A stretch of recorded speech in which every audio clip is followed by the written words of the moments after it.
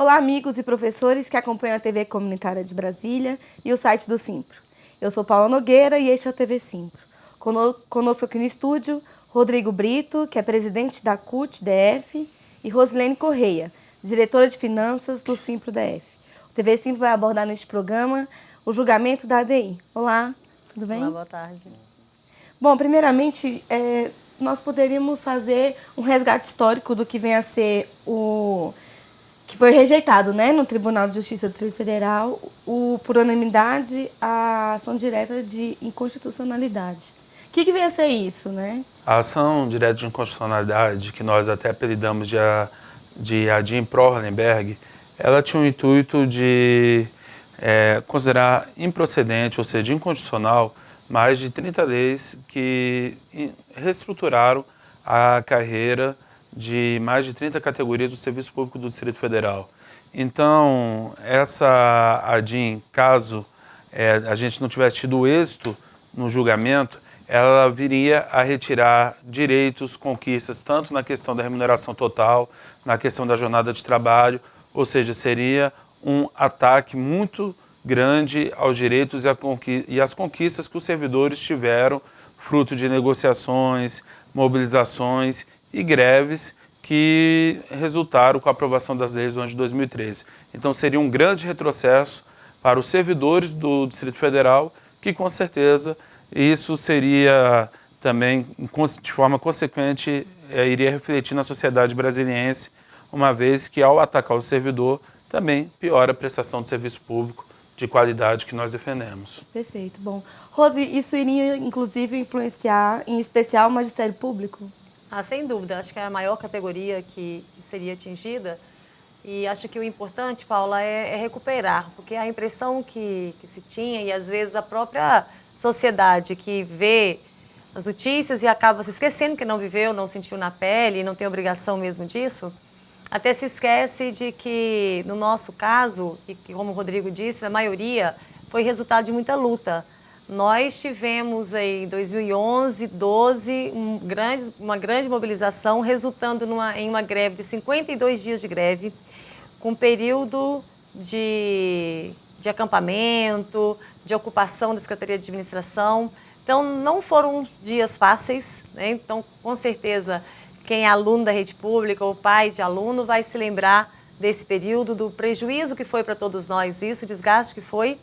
Então, foi resultado de muita luta, não foi? O governador decidiu conceder um reajuste, não foi isso. Nós reestruturamos a carreira, incorporamos uma gratificação que era um problema para a nossa aposentadoria. Então, isso foi um grande ganho para a categoria e que agora estava sendo ameaçado. Então, essa incorporação é que resultou, teve o efeito de reajustes em 6 parcelas, vale lembrar isso, e a última será agora em setembro, né? Então, essa ação ela iniciou antes de março, então ela já ameaçava o reajuste de março, mas a tramitação aconteceu e passou março, então o reajuste foi pago e setembro estava sob ameaça. Então é claro que acho que... Agora ele está mantido, então, esse Agora reajuste. está mantido, embora o governo continue indo para a televisão com o mesmo discurso que fez lá em janeiro, quando também atrasou os nossos salários, né, que na verdade nós começamos a ter atraso em dezembro. Em janeiro a história continuou, foi se arrastando, que nós tivemos também aí uma grande mobilização, a CUT coordenando com outras categorias, servidores também terceirizados sem pagamento. Tivemos acampamento novamente na Praça Buriti e o governo sempre insistindo que não tinha dinheiro, e mandou um pacote para a Câmara para aprovar também, alegando que para pagar salários teria que aumentar alguns impostos, enfim, alguém teria que pagar a conta, né? E depois nós vimos que num prazo muito rápido o governo conseguiu se organizar, categorias foram para a justiça, o governo estava escalonando nossos salários e teve que voltar atrás. Nós temos dados que comprovam que a arrecadação do GDF está muito bem, comparando inclusive com o ano de 2014, nós temos dados que mostram que está em dobro, em alguns meses, então o dobro do que foi comparando com o mesmo período de 2014, mas o governo insiste. Voltando aqui, o governo insiste com o discurso de que não terá condições de pagar, embora tenha sido considerada legal a lei, mas que não tem recurso para isso. né? Então, o que nós esperamos é que o governo tenha a mesma responsabilidade que a Justiça teve, que o governo tenha, né? E que não venha colocar em risco esse direito, mais uma vez, que não se pode fazer isso, ficar ameaçando o trabalhador e todos os dias trabalhar com ameaça dessas, e também do própria oferta do trabalho, porque se o governo faz isso, ele na verdade estará provocando uma reação desses servidores, e que infelizmente quem vai sofrer consequência disso junto com o servidor é a população, que vai deixar de ser atendida. Então acho que o que o governo precisa é não medir esforços para garantir e priorizar, que é uma questão de gestão, é priorizar aquilo que o governo entende como sendo essencial nesse momento. Então, acho que acompanhando o julgamento, e que bom que o bom senso prevaleceu, porque eu digo que nem é justiça, mas foi bom senso. Porque não cabe você questionar uma lei depois de tanto tempo, e muito menos querer punir o servidor por isso. Então, tem um discurso de falta de responsabilidade por ter feito essas reestruturações, mas o que, na verdade, e que também é bom dizer, porque a DIN, assim que teve já uma leitura, começou a ser feita das condições para esse pagamento, tem agora uma ação, que é uma ação civil, né, Rodrigo, que é contra o ex-governador e ex-secretário de administração, responsabilizando-os por ter concedido esses ganhos para as categorias, né, para esses servidores. O que é um absurdo. Então, eu nunca vi na história um governador estar ameaçado, um ex-governador ameaçado, um gestor público por ter concedido ganhos, reconhecimento de importância de trabalhador. É a primeira vez que eu vejo uma coisa dessa. Então, tem essa ação tramitando, mas aí não atinge aos servidores, mas sim aos gestores do governo anterior. Perfeito. Bom, Rosi, essa questão do orçamento era o argumento utilizado pelo Ministério Público, né, para poder... de que não havia previsão orçamentária. Isso, perfeito. Bom, mas como que foi a votação? Foi ontem, né? A votação foi na terça-feira, dia 26, Isso, né? Perfeito. E foi 17-0, então uma grande vitória, mas vale lembrar também que a praça ficou lotada de trabalhadores. Houve então a mobilização por parte da... Mobilização, e as categorias realmente reagiram a isso, mostraram a sua indignação. Acompanhamos durante a tarde toda essa votação da praça, lógico, recebendo as informações de lá. E foi isso. E acho que o que eu posso dizer é que, com certeza, todas as categorias estarão muito atentas, esperando naquilo que está previsto em lei, cada um no seu período, no nosso caso em setembro, e com certeza estaremos atentos e mobilizados. Se no 5º dia útil de outubro não houver o crédito previsto em lei, com certeza a categoria estará mobilizada para reagir também. Perfeito.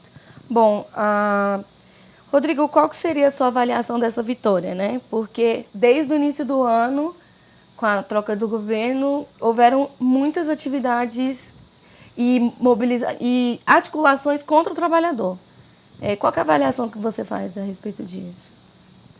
A avaliação que nós fazemos lá na CUT é que tivemos uma grande vitória ontem para todo o conjunto dos servidores públicos do Distrito Federal. Mas essa vitória se resume a uma batalha, né? Uma batalha que tem sua importância, né, de grande relevância, mas que é apenas uma batalha dentre as várias que nós teremos.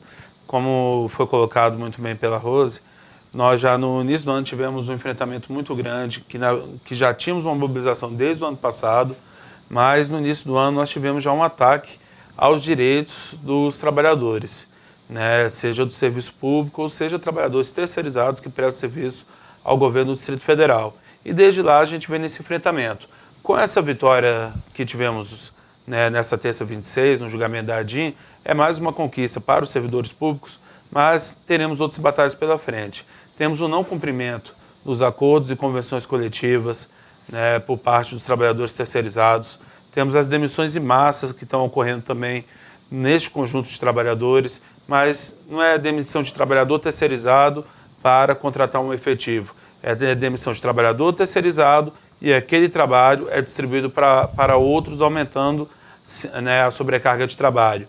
Temos também, né, o risco que nós temos em relação ao Instituto de Previdência dos Servidores, a aposentadoria, onde o governo está querendo colocar a mão no dinheiro dos trabalhadores, né? E fora isso, tem os discursos que entendemos que são absurdos do chefe da Casa Civil, Hélio Dória, né, vindo a ameaçar de demitir servidor e também de colocar, né, em risco as nossas estatais, o Banco de Brasília, né, a SEB, a CAESB. Ou seja, este governo está com uma postura de ataque direto aos trabalhadores. Então, cada vitória que nós temos, cada batalha dessa que conquistamos, né, o resultado positivo, ela é muito importante, mas a gente sabe que é só mais um passo na manutenção de direitos para que em breve a gente possa avançar em novas conquistas. Perfeito. Bom, Rodrigo, então, de fato, a teoria do Estado falido foi criada pelo Hélio Dória, né, e pelo governador, não é verdadeira, então?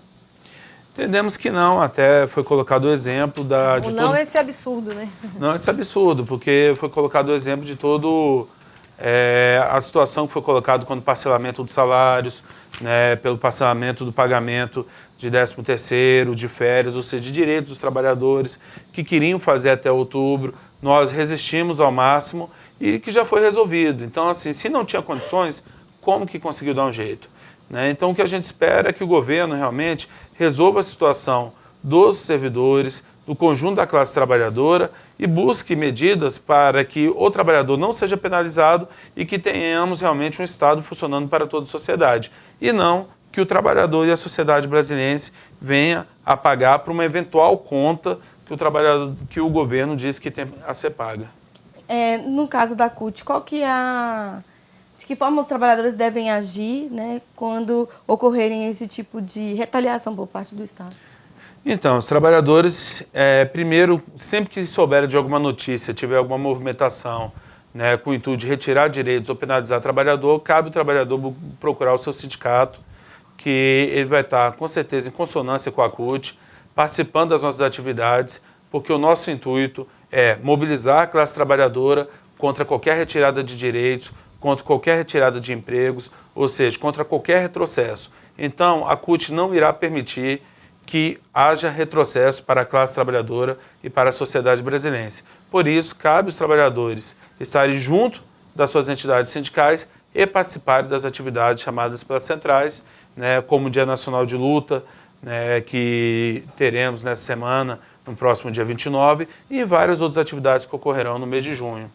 Perfeito. Bom, Rose, e qual que é a avaliação que você faz, né? A gente está vivendo esse momento peculiar em Brasília e nas cidades do entorno, mas também uma situação nacional. Sem dúvida. Na verdade, nós estamos num momento extremamente delicado do nosso país, né, Paula? Mas aqui eu queria recuperar um pouco também. Nós, na educação, e acho que não está diferente em nenhuma outra área, como nós estamos vivendo um clima de total desconforto, entende? As escolas, hoje a gente já fica assim, qual será a novidade do dia, né? Então, essa semana nós fomos surpreendidos com a circular proibindo o professor de contrato temporário a participar de mobilização, ele não pode paralisar. Aí no dia seguinte, já o governo volta atrás, diz que não, que foi um mal-entendido, que não é bem isso. Então, está o tempo todo você identificando algumas medidas ou tentativas, pelo menos. Então, o que se percebe é que existe uma jogada por parte do governo, é isso que as categorias precisam estarem muito atentas, que é de nos manter, já até falei disso aqui outras vezes, mas é nos manter muito ocupados. E motivados também, né? Não, mas ocupados em segurar aquilo que nós temos conquistado, entende? Claro. Enquanto isso, você não se organiza e não pleiteia o que é novo. Porque se estão tentando tirar, você acaba consumindo todas as suas energias e o poder de mobilização para não perder. E aí você não tem espaço para novas conquistas. E nós temos uma pauta de 111 itens que nós iniciamos timidamente a discussão com o governo. E é para isso que nós queremos mobilizar a categoria. Temos o Plano Distrital de Educação que está tramitando na Câmara e tem até o dia 24 de junho para ser votado. E é crucial para a educação, não só para nós, trabalhadores de educação, mas para toda a comunidade escolar. Tem pontos importantíssimos, as metas importantíssimas para a educação. E que nós precisamos que toda a comunidade se envolva, que acompanhe, que venha para a Câmara no dia que for ser votado esse projeto, que é fundamental para nós. Mas eu não posso deixar de registrar aqui, quero pedir um espaço, porque no dia 25, na segunda-feira à noite, nós tivemos uma audiência pública chamada pela deputada Sandra Farad. Isso teve repercussão nas redes sociais porque trata-se de um projeto de lei, que é o PL 01/2015, que nós apelidamos de projeto de lei da mordaça. O que significa isso e por que nós apelidamos assim? Porque simplesmente ela sugere regras absurdas para a minha atuação enquanto professora, como professora, né? E nós fomos para essa audiência pública, é claro que nós temos o nosso posicionamento, nós educadores e educadoras, e à medida em que a deputada apresentava a sua proposta, é claro que alguns colegas reagiram porque não concordavam com aquilo que estava sendo dito, e a galeria estava lotada de pessoas que foram levadas pela deputada, né, mobilizadas pela deputada, que estavam ali para fazer a defesa da proposta, e houve um conflito entre as partes, né, assim, provocações. E a deputada imediatamente ordenou que os seguranças retirassem os professores da galeria. Então, isso gerou uma situação de um tremendo mal-estar e os seguranças realmente agiram com a força, utilizando da força para retirar professores de lá. Então, nós tivemos um colega que está com tala no braço, e o outro ficou com marcas pelo corpo, da forma que fomos tratados ali. Então, foi a primeira vez na história que nós, pelo menos na Câmara aqui do Distrito Federal, que nós passamos tudo foi registrado, por isso, né? Porque deu para tudo acompanhar registrado, tudo pelas redes exatamente. sociais. Primeira vez que passamos por isso, uma situação de total desrespeito, né? De um espaço que é público, uma casa que é dita a casa do povo, e sermos tratados dessa forma. E tudo isso é importante, porque essa reação toda, porque na verdade esse projeto ele está sendo articulado nacionalmente, né? Especialmente pela bancada de evangélicos, os deputados. E aí, também no Congresso, nós temos isso. Na verdade, a bancada religiosa, né? E eles colocam como sendo a escola sem partido. Mas, na verdade, tem ataques diretos a algum determinado partido, não é também qualquer partido. E eles colocam de uma forma que a gente tem que questionar se eles sabem o que é escola e qual é o papel de uma escola. É esse o grande debate que tem que ser feito, o que se pretende com a escola, que escola nós queremos para os nossos alunos, porque quando uma deputada propõe que eu não posso, que eu faço até questão de ler aqui um dos itens, deverá abster-se de introduzir em disciplina obrigatória conteúdos que possam estar em conflito com as convicções religiosas ou morais dos estudantes e de seus pais. E como é que eu vou trabalhar meu conteúdo a partir da crença de cada aluno que eu tenho numa sala de 40 alunos? Inviabiliza, com certeza. E depois o conteúdo é conteúdo a ser trabalhado, e a escola é um local onde você tem que incentivar o debate, o questionamento, o jovem tem que aprender a discutir, ele tem que querer saber mais. E depois é contraditório, você vive um mundo em que nós é que precisamos correr para ter informações, que os meninos eles estão sendo muito bem informados, muito bem de quantidade. O que você precisa é trazer qualidade para essa informação. E a escola, a sala de aula é o local que você deve fazer isso, é o melhor lugar para se fazer. E o que essa deputada propõe é uma escola calada, é uma escola onde não se debate, onde não se discute ideias, onde não pode se contrapor. E o papel da escola é exatamente esse, formar cidadão, formar cidadã é isso. São pessoas questionadoras, participativas, que tenham coragem de ir para a rua, sim, brigar pelos seus direitos. Tem outro item que diz que você não deve incentivar participação em nenhum tipo de mobilização, atividade de passeata, e não sei, sabe assim, uma coisa absurda. Então, é preciso que as pessoas entendam que às vezes faz-se um discurso moralista, dizendo que está zelando pelos alunos, mas na verdade está botando uma mordaça na boca dos nossos alunos, na mente dos nossos alunos, hein? Então, o que eu até questionei outro dia, falei, por que a gente não faz um trabalho inverso, né, de incentivar mais o debate nas escolas, abrir mais escolas, pleno século XXI, e você ter uma deputada, uma mulher jovem, inclusive, que vem com uma proposta que é de você fechar as escolas, fechar a mente dos nossos alunos. Perfeito. Bom, e de que maneira a comunidade escolar e os pais podem, e responsáveis, né, podem auxiliar nessa luta por uma liberdade, na verdade, que é um direito básico, né? Exatamente. Então, esse projeto está tramitando, o que a gente precisa é que todos tomem conhecimento dele, se apropriem desse conteúdo e que façamos o debate. Acho que é isso, a audiência pública ela presta esse papel. Infelizmente não tivemos condições de permanecer no local para fazermos o debate, mas já solicitamos a outros deputados que provoquem uma outra audiência e que esse debate continue. Acho que o importante é isso, é que seja feito o debate. A democracia é exatamente isso, é você poder falar, mas também poder ouvir, né? Tem a obrigação de ouvir e vamos construir cada vez mais essa escola que a gente tanto defende. Mas eu posso te dizer que uma escola plural é uma escola onde as ideias são debatidas e não onde você impõe uma forma de educar. Claro, e como foi a reação dos professores ao receberem essas informações nas escolas, no caso? Com certeza a reação é de indignação, né? E depois, assim, você não vê nenhum projeto de lei para dizer como é que o médico deve atender lá dentro do consultório dele. Porque ele já tem uma formação, está capacitado para aquilo e ninguém vai lá questionar. Agora, é impressionante como que na atuação do professor todo mundo acha que deve decidir como deve ser feito, né?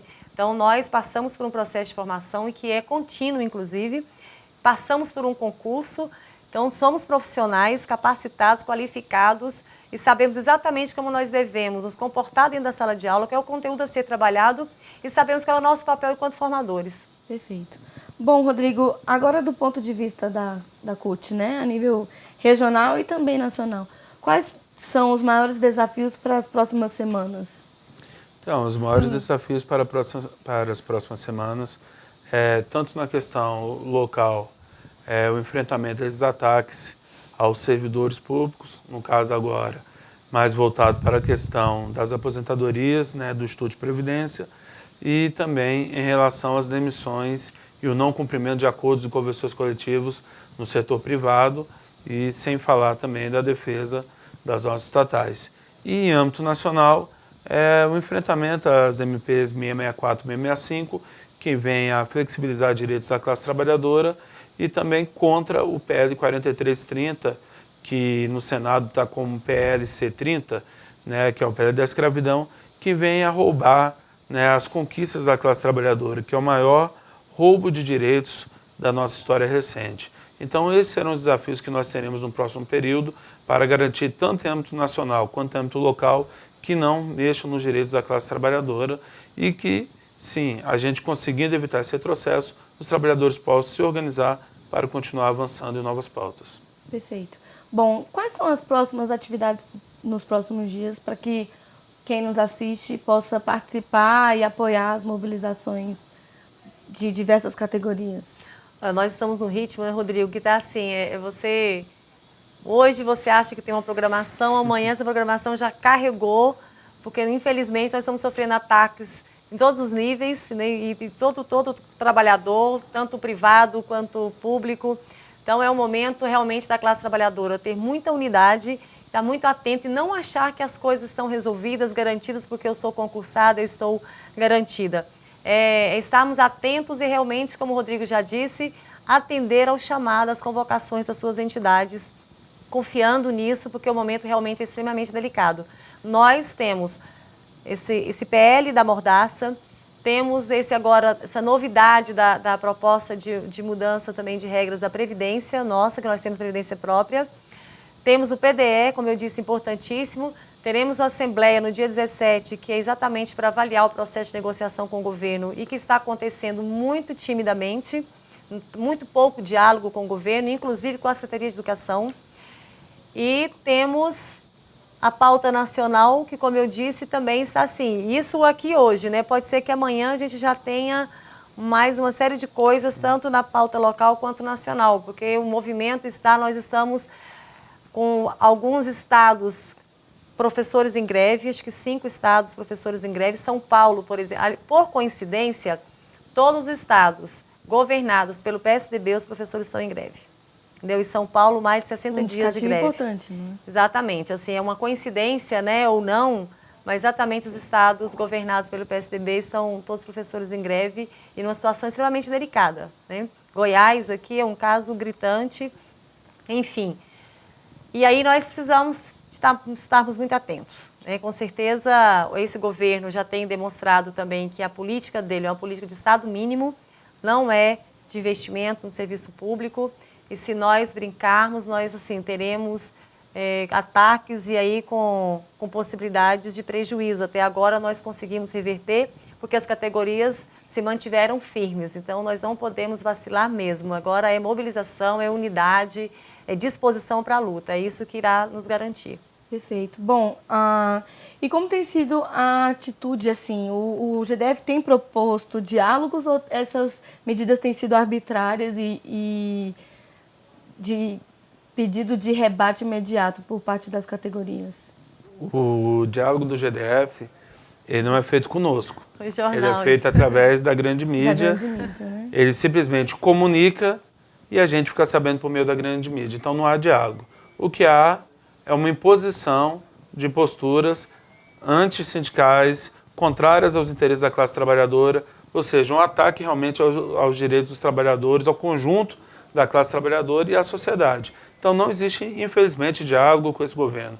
Gostaríamos que tivesse, porque a gente sempre parte do princípio da boa negociação, do bom diálogo, para que a gente consiga resolver os problemas dos trabalhadores sem expor as categorias, o conjunto da classe trabalhadora. Mas com posturas como que estão tendo, né, este governo do Distrito Federal, de atacar a classe trabalhadora e não dialogar conosco para resolver os problemas, o que cabe a gente é mobilizar, organizar os trabalhadores e fazer o enfrentamento e a luta necessária contra os ladrões de direitos que estão aí, o senhor governador Rodrigo Hollenberg e o chefe da Casa Civil, Hélio Dória. Perfeito. Então é importante também sugerir a todos que nos assistem que busquem as informações em diversas fontes, né? Não dá para confiar só na grande mídia.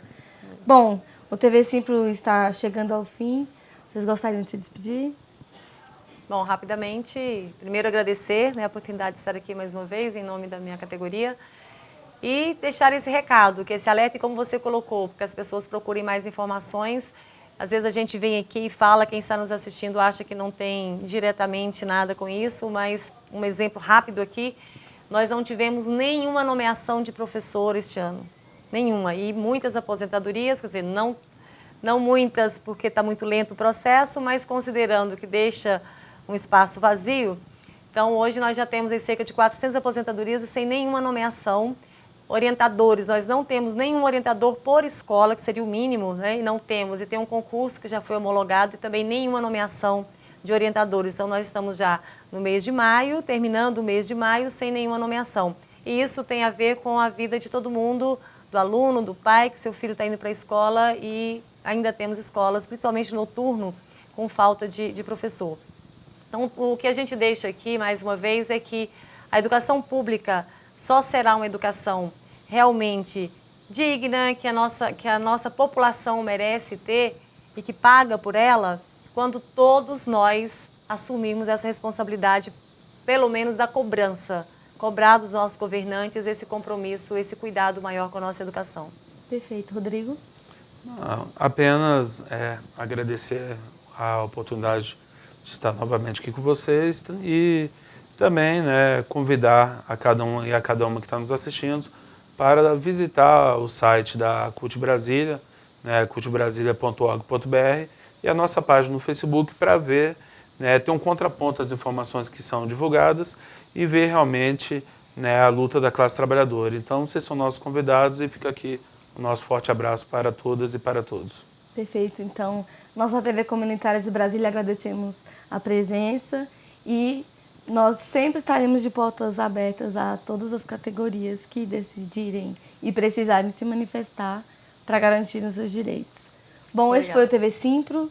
Eu sou Paula Nogueira. Convido a todos vocês que nos assistem a continuarem acompanhando a programação da TV Comunitária de Brasília e também é possível assistir as reprises do TV Simpro na TV Comunitária de Brasília, seja online ou no canal 12 da NET e também no site do Simpro. Muito obrigada e até logo.